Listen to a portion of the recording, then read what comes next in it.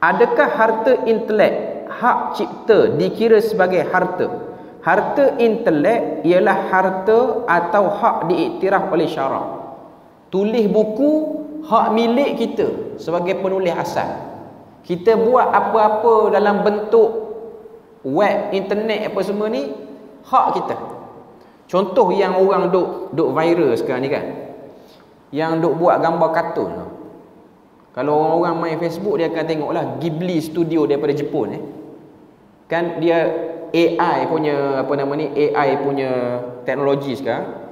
Orang ambil gambar raya, lepas pada tu dia convert gambar raya tu jadi gambar kartun Jepun tu.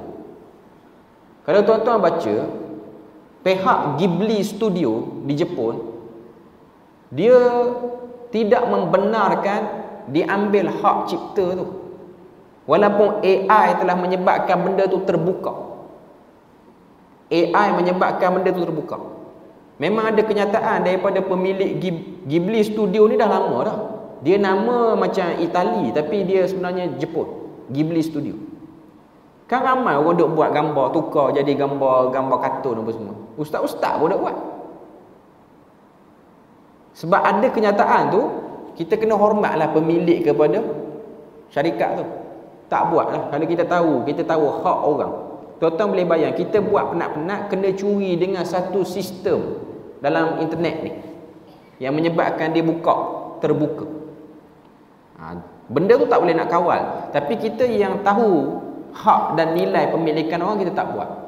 Sebab tu apa-apa yang ada dalam AI ni, apa-apa saja, tesis ke, jawapan ke, apa saja yang kita nak buat ni, kena tengok keadaan. Kalau kita rasa ianya hak milik peribadi, tapi ianya telah terbuka, kita tak ambil benda tu. Kita tak jadikan benda tu sebagai benda awam. Dia kekal sebagai hak pemilik asal dia. Hormat pemilik asal yang buat.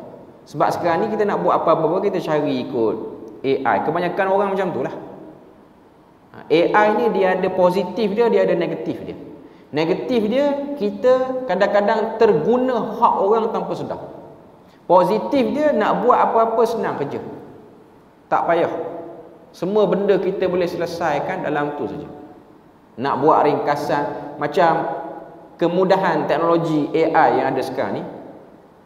Sebab AI ni pun dah ada untuk perisian dalam bahasa Melayu. Contoh tuan-tuan yang reti main AI ni, dengar kuliah saya ni, buka application dia, record apa yang saya kuliah ni, dia keluar dalam bentuk point terus. Dia bagi nota terus habis kuliah. Itu kelebihan teknologi tu. Maknanya tak perlu dengar nak kena catat-catat, tak ada. Mudah, sangat mudah. Sebab AI ni telah dibuktikan dari segi kajian dia lah yang dia buat, bila mana buat test ujian untuk bidang perubatan, maknanya benda-benda yang rumit dalam perubatan, AI ni boleh jawab.